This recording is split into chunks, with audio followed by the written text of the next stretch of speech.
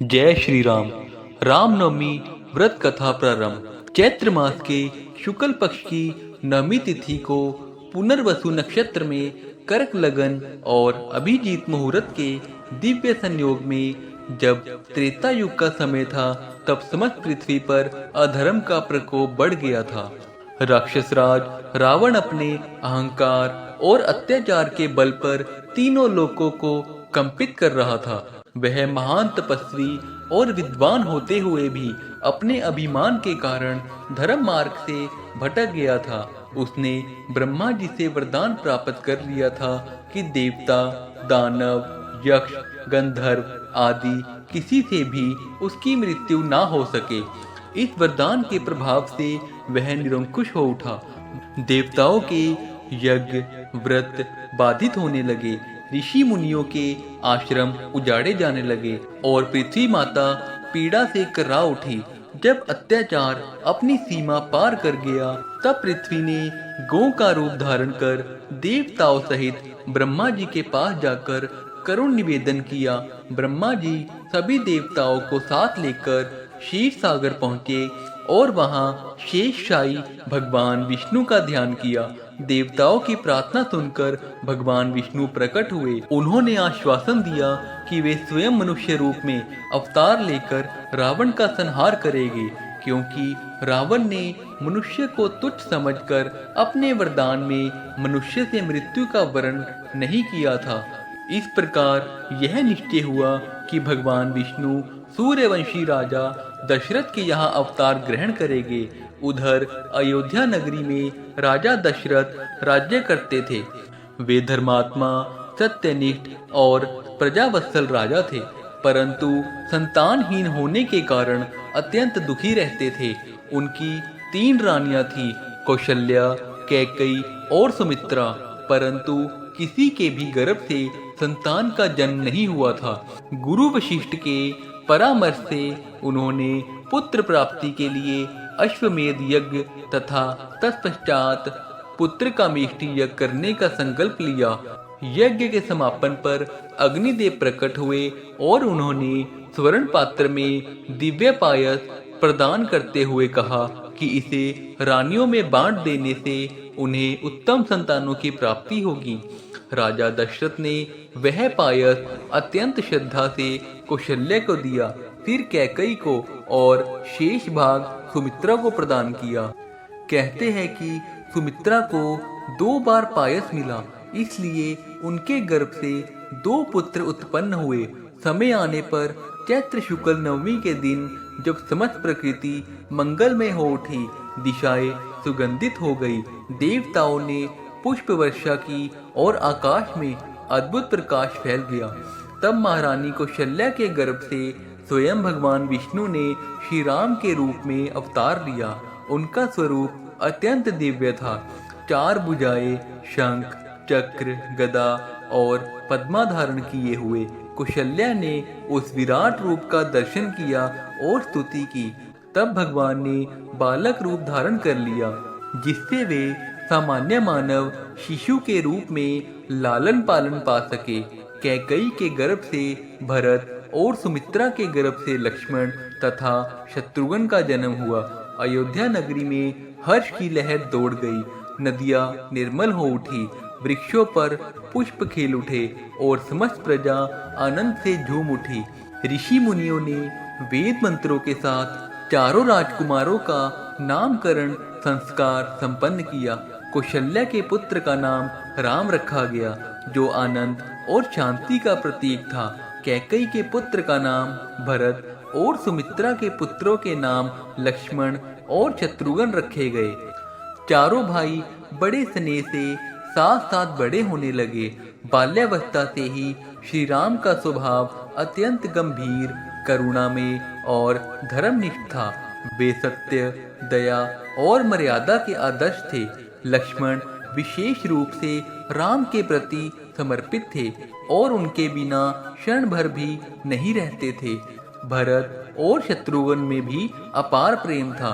गुरु वशिष्ठ से उन्होंने वेद, वेदांग, धनुर्वेद, राजनीति और धर्मशास्त्र की शिक्षा प्राप्त की।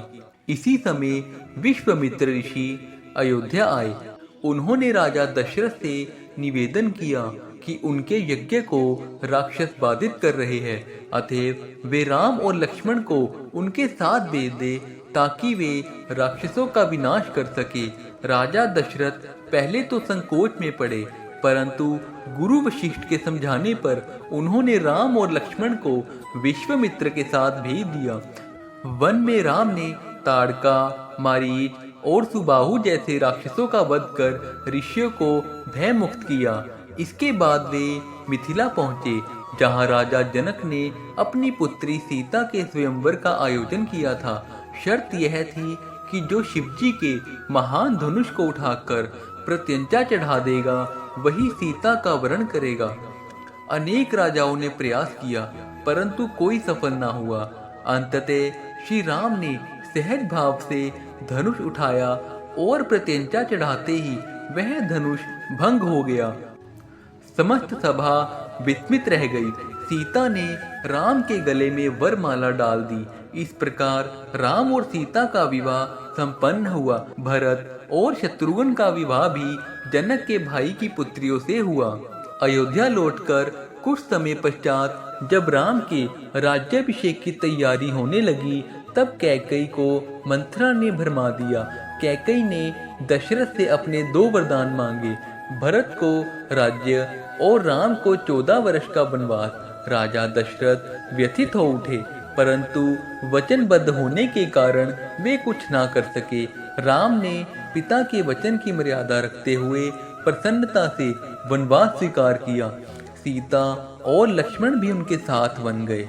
वन में उन्होंने अनेक आश्रमों का भ्रमण किया, ऋषियों का आशीर्वाद प्राप्त किया और राक्षसों का संहार किया।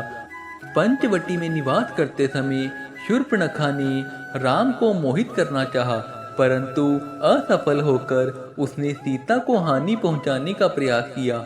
लक्ष्मण ने उसका नासिकाकरण काट दिए। इससे क्रोधित होकर रावण ने मारीच की सहायता से सीता का हरण कर लिया। राम और लक्ष्मण सीता की खोज में वन वन भटके।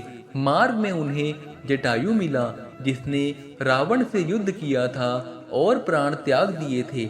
आगे चलकर उनकी भेंट हनुमान और सुग्रीव से हुई। सुग्रीव से मित्रता कर राम ने बाली का वध किया और सुग्रीव को किष्किंधा का राज्य दिलाया। हनुमान समुद्र लांघकर लंका पहुंचे। अशोक वाटिका में सीता को राम का संदेश दिया और लंका में आग लगा दी। समुद्र पर सेतु का निर्माण हुआ और राम की वानर सेना लंका पहुंची। वहां भयंकर युद्ध हुआ। इंद्रजीत, कुंभकर्ण जैसे बलशाली योद्धा मारे गए। अंततः राम और रावण का सामना हुआ। कई दिनों तक चले युद्ध में अंततः राम ने ब्रह्मास्त्र का प्रयोग कर रावण का वध किया। देवताओं ने आकाश से पुष्प वर्षा की और धर्म की विजय हुई। सीता की अग्नि परीक्षा के पश्चात राम, लक्ष्मण और सीता अयोध्या लौटे। 14 वर्ष पूर्ण हो चुके थे। भरत ने राम की खड़ाऊ सिंहासन पर रखकर राज्य का संचालन किया था। राम के लौटते ही अयोध्या में दीपों की पंक्तियां सजाई गई।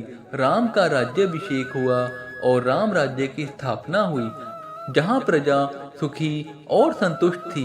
धर्म और न्याय की प्रतिष्ठा थी और कोई भी दुखी नहीं था। राम का जीवन मर्यादा, त्याग, सत्य और धर्म का आदर्श बन गया। उनका जन्म केवल रावण वध के लिए नहीं, बल्कि मानवता को आदर्श जीवन का मार्ग दिखाने के लिए हुआ था। उन्होंने पुत्र, भाई, पति और राजा के रूप में प्रत्येक संबंध में सर्वोच्च आदर्श स्थापित किया। यही कारण है कि राम को मर्यादा पुरुषोत्तम कहा जाता है। रामनवमी के दिन उनकी जन्म कथा का स्मरण करना केवल एक ऐतिहासिक घटना का वर्णन नहीं, बल्कि उस दिव्य आदर्श का स्मरण करना है जो जीवन को धर्म में, संयमित और करुणा में बनाता है। श्री राम का अवतार इस सत्य की घोषणा है कि जब जब अधर्म बढ़ता है, तब तब भगवान स्वयं धर्म की रक्षा के लिए अवतरित होते हैं। श्री राम की कथा अनंत है और उनका चरित्र सनातन धर्म की अमूल्य धरोहर है। दोस्तों, संध्या समय पुण्य आरती करें, प्रसाद वितरण करें, ब्राह्मण या जरूरतमंद को दान दे। अंत में भगवान श्री राम से प्रार्थना करें, हे प्रभु राम, मेरे जीवन में धर्म, मर्यादा और सत्य की स्थापना करें।